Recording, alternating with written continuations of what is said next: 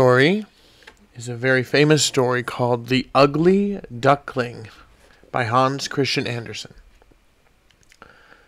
It was so lovely in the country.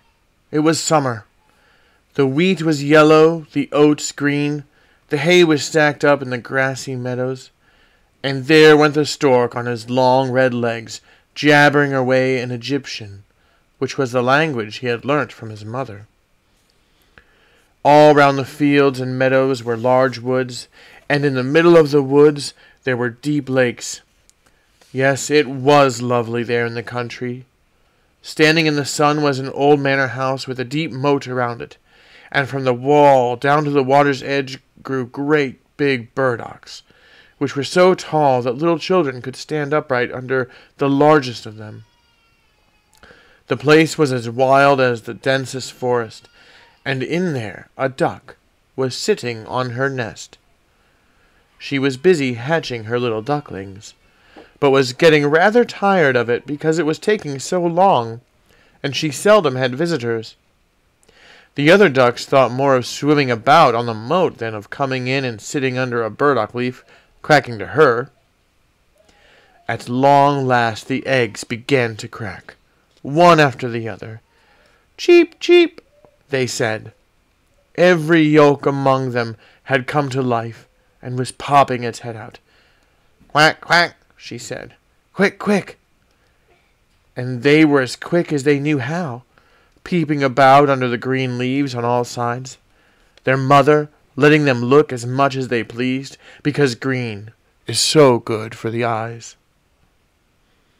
"Oh, what a big world it is!" cried all the ducklings.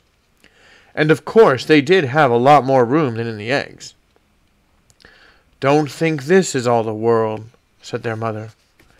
"It stretches a long way past the other side of the garden, right over to the parson's field, but that's a place I've never been to. Well now, I hope you're all here." And she got up to have a look. "Why, no, I haven't got you all yet. The biggest egg's still there. How long is this going to take? I'm just about sick of it." And she settled herself down again. "Well, how's it going?" asked an old duck who had dropped in to see her. "It's taking ages with one of these eggs," said the duck on the nest.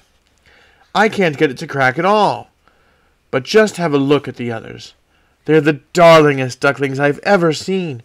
Every one of them takes after its father. The wretch! He never comes near me." "Let's have a look at the egg that won't crack," said the other. "Take my word for it, it's a turkey egg. I was taken in that way once, and what a bother I had with those youngsters. They're frightened to death of water. I couldn't get them into it. I quacked and I quacked, but it wasn't a bit of use. Let me have a look. Yes, it's a turkey egg all right. You leave it where it is and teach the other ones to swim." "I think I'll stick at it for a bit," said the duck. "I've sat here so long, I just as well might sit a little bit longer." "As you please," said the old duck, and she waddled off.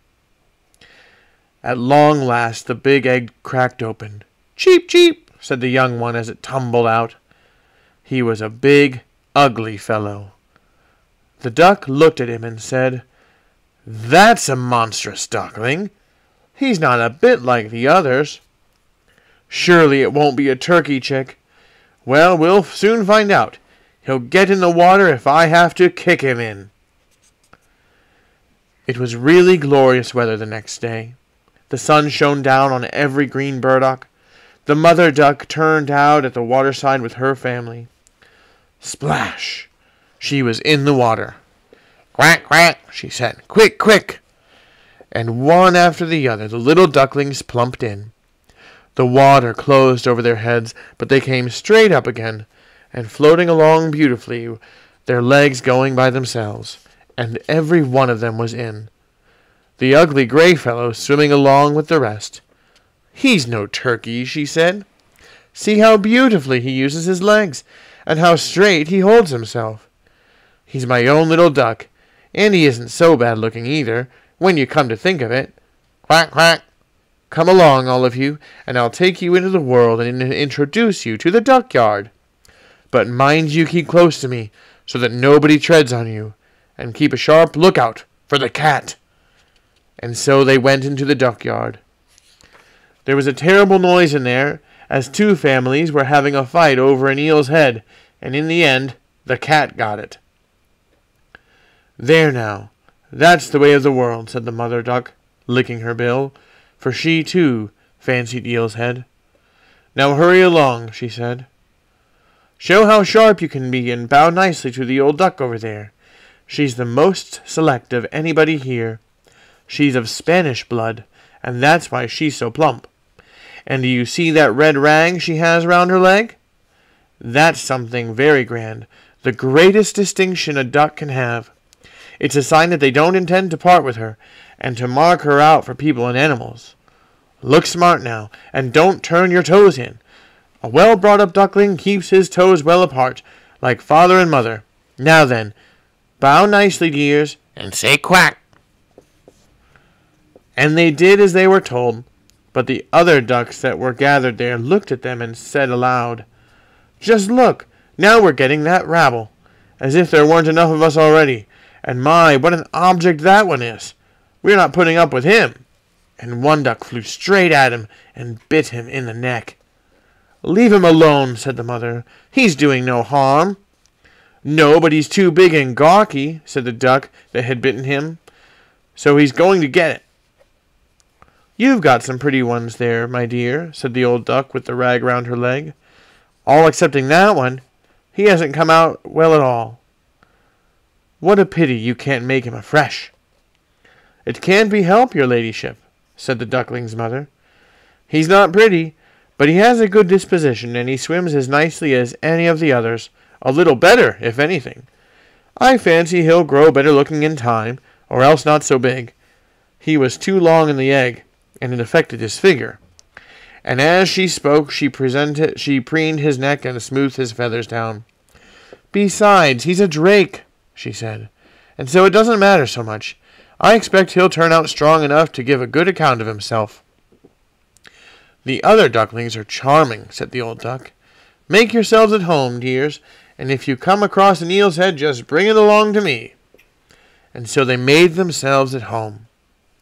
But the poor duckling that had been the last to hatch, and was so ugly to look at, was pecked, jostled, and made fun of by the ducks and the hens. "He's too big," they all said. And the turkey cock, who had been born with spurs on, and so fancied himself emperor, puffed himself out like a ship in full sail, and, making straight for him, gobbled at him till he was quite red in the face. The poor little duckling scarcely knew which way to turn, and was so very miserable because he looked so ugly, and was the laughing-stock of the duck-yard. That was the way things went from the first day, and later it got worse and worse. The poor duckling was pushed around by every one of them. Even his brothers and sisters were unkind to him, and they would say, "If only the cat would get you, you ugly thing."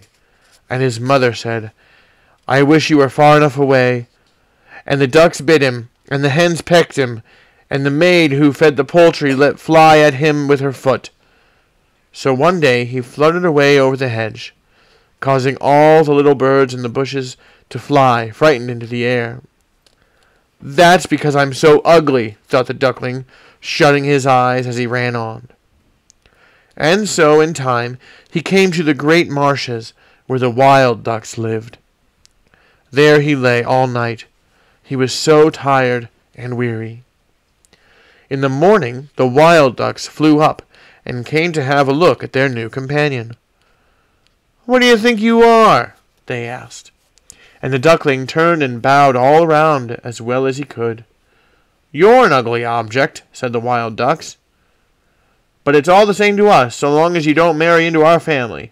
Poor thing, he hadn't the least intention of marrying. If only they would allow him to lie among the rushes and drink a little marsh water. For 2 whole days he lay there, and then along came 2 wild geese, or rather wild ganders, for they were males. They hadn't been long out of the egg, which explains why they were so cocky. "Look here, my lad," they said. You're so ugly that we rather like you. Why not fly in with us? In another marsh not far from here there are many really adorable wild geese, all maiden ladies and nice crackers. You'd make a hit with your ugliness." Bing, bang! A sudden shot rang out, and the 2 wild ganders fell dead among the rushes, while the water turned blood red. Bing, bang! Another shot, and whole flocks of wild geese flew up from the rushes, followed by yet another crack. There was a big shoot-on. The men were all round the marsh, and some were even perched in branches of trees, which hung right over the rushes. Blue smoke drifted like clouds among the darker trees, and hung far out over the water. The gun dogs came flopping through the mud, and reeds and rushes swayed in all directions. It was terrifying for the poor duckling, and he turned his head to hide it under his wing. And then, all of a sudden, there stood right next to him an enormous dog. Its tongue was lolling right out, and its eyes gleamed horribly. It thrust its jaws right down towards the duckling, baring its sharp teeth as it did so, and then, splash! It had gone without getting him. "Thank heaven," sighed the duckling. "I'm so ugly that even the dog doesn't fancy me." And he lay there perfectly still, while the shot whistled among the rushes and the guns cracked and banged. It was late in the day before all was quiet again, but the poor duckling was too scared to get up even then, and he waited for a few more hours before daring to look around. Then he scampered away from the marsh as fast as his legs would carry him. Over the fields and meadows he ran, though there was such a wind that he had a hard work fighting his way against it. Towards evening he came to a poor little cottage. It was so wretched that it couldn't make up its mind which way to fall, and so remained standing. The wind swept so fiercely around the little duckling that he had to squat on his tail so as not to be blown over, and it got worse and worse. And then he noticed that the door had come off one of its hinges, and was so crooked that it was possible to slip through the crack into the house, and this he did. In the house lived an old woman, with her cat and her hen. The cat, which she called Sunny, could arch its back and purr, and it could also make sparks fly, but for that you had to stroke it the wrong way. The hen had short little legs, and so was called Chickabiddy Dumpty. It was a good layer, and the woman was as fond of it as of her own child. The next morning the strange duckling was noticed at once, and the cat began to purr, and the hen to cluck. "What's all the fuss?" said the woman, looking around. But her eyesight was poor, and so she took the duckling for a plump duck that had gone astray. "This is a catch," she said. "I'll have duck eggs now. That is, if it isn't a drake. We must give it a trial." And so the duckling was taken on trial for 3 weeks, but no eggs arrived. Now the cat was master in that house, and the hen was mistress, and they always used to say, "We in the world," thinking they were half of it, and that the better half. The duckling thought there might be 2 opinions about this, but the hen wouldn't have it. "Can you lay eggs?" she asked. "No." "Very well, then. Will you hold your tongue?" And the cat said, "Can you arch your back and purr and make sparks fly?" "No." "Very well, then don't pretend to opinions when sensible people are speaking." And the duckling sat in a corner and was thoroughly downhearted. Then all at once he remembered the fresh air and the sunshine, and he felt such a strange longing to float on the water that in the end he just couldn't help himself and had to tell it to the hen. "What's come over you?" she asked. "You have nothing to do, and that's why you get these ideas into your head. Lay some eggs or purr, and they'll go over." "But it's so grand to float on the water," said the duckling. "So grand to get your head under the duck to the bottom." Very delightful, I'm sure," said the hen. "You must have taken leave of your senses. Ask the cat. He's the wisest person I know. if he likes floating on the water or ducking under. I won't say what I think. Go and ask the old woman, our mistress. There's nobody any wiser than she is. Do you think she likes floating on water and ducking her head under?" "None of you understand me," said the duckling. "And if we don't understand you, who would? I would like to know. You're surely not making yourself out to be wiser than the cat and the old woman, to say nothing of me. Don't take on so, child, and give thanks to your Maker for all the kindness you've shown to you. Didn't you come into a warm room, in company you can learn from? But you're a muddlehead, and it's got past a joke having to live with you. Now mark what I say. It's for your own good. I'm being disagreeable, but that's the way to tell your real friends. Now look to it and lay some eggs, and learn to purr and make sparks fly." "I think I'll go out into the wide world," said the duckling. "All right, then go," said the hen. So off he went. And he floated on the water, and he ducked under it, but was cut by everybody because of his ugliness. And so autumn came around. The leaves on the trees turned brown and yellow, and the wind caught them and sent them dancing. There was a chill look in the air. The clouds were heavy with hail and sleet, and the raven stood on the fence and squawked, "Ow, ow!" from sheer cold. The very thought of it was enough to give one the shivers. The poor duckling did have a bad time. One evening, with a glorious sunset, a whole flock of handsome, large birds came out of the bushes. The duckling had never seen any so beautiful. They were gleaming white, and had long, graceful necks. They were swans. They uttered the strangest of cries, spread their magnificent long wings, and flew off from these cold parts to warmer lands with open water.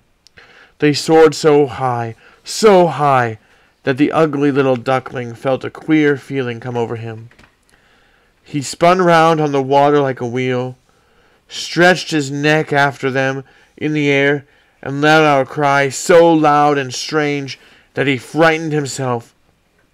He couldn't get the handsome birds, the lucky birds, out of his head, and as soon as they were out of sight, he dived straight to the bottom, and when he came up again, he was almost beside himself.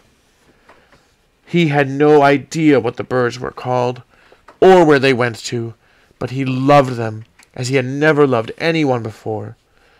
He wasn't at all jealous of them, for how could he dream of wishing for such splendor? He would have been glad only to have the ducks put up with him, the poor ugly creature. The winter was so cold, so bitterly cold. The duckling had to swim about so as to keep the water from freezing up altogether. But every night the hole he was swimming in grew smaller and smaller, and the top of the ice cracked in the frost. The duckling had to keep his legs going all the time to stop the gap from closing up.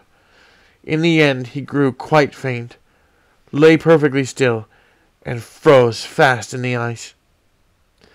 Early the next morning a farmer came along and saw him, and going out to him he broke the ice with his clog and took him home to his wife. There he revived. The children wanted to play with him, but the duckling was afraid they were going to hurt him, and flew terrified into the milk pan, slopping the milk all over the room. The woman screamed and waved her arms, and this made him fly into the butter tub, and down from there into the flour bin, and up again. He did look a sight. The woman screamed and let fly at him with the tongs, and the children fell over one another trying to catch him, shrieking with laughter. Luckily, the door was open, and he scrambled out among the bushes into the freshly fallen snow, where he lay all in a daze. But it would make too dismal a story to tell of all the misery and hardship he had to undergo that hard winter. He was lying on the marsh among the rushes when the warm sun began shining again. The larks were singing. It was lovely spring. Then all at once he lifted his wings. They were stronger now than before, and bore him along easily. And before he was aware of it, He was in a large garden, where the apple trees were in blossom, and sweet-smelling lilac hung down on long green branches over the winding streams. Oh, how fresh and spring-like it was! And from the thicket, straight in front of him, came 3 beautiful white swans, spreading their wings and floating so lightly on the water. The duckling knew the splendid birds, and a strange sadness came over him. I'll fly over to the royal birds, and they'll peck me to death for being so ugly, and daring to go near them. But what do I care? Rather be killed by them than pinched by the ducks, pecked at by the hens, kicked by the girl who looks after the poultry, and suffer hardship in winter. And so he flew into the water, and swam towards the splendid swans. And seeing him, they ruffled their feathers, and went to meet him. "Have done with me," said the poor creature, as he bowed his head towards the water, and waited for death. But what was this he saw in the clear water? There beneath him was his own reflection, but he was no longer a clumsy, gray-black bird, plain and ugly. He was a swan himself. It didn't matter being born in a junkyard when you have been hatched out of a swan's egg. He felt really happy about all the trouble and hardship he had been through, and able to appreciate all the happiness and all the delight which were coming to him. And the big swans swam round him and stroked him with their beaks. Some little children came into the garden and threw bread and meal in the water, and the smallest of them cried, "There's a new one!" And the other children chimed in, "Yes, there's a new one come!" And they clapped their hands and danced about and ran for father and mother. And bread and cakes were thrown into the water, and everybody said, "The new one is the nicest, so young and so handsome." And the old swans curtsied to him. It made him feel quite bashful, and tuck his head under his wing, not knowing what to do. He was so very happy, and yet not at all proud, for a good heart is never proud. But he was thinking of how he had been despised and disdained, while now everyone was saying he was the loveliest of all lovely birds. And the lilacs bowed their branches down to the water for him, and the sun shone so kindly and so warmly that, ruffling his feathers and raising his slender neck, he rejoiced with all his heart. I never dreamt of so much happiness when I was the ugly duckling.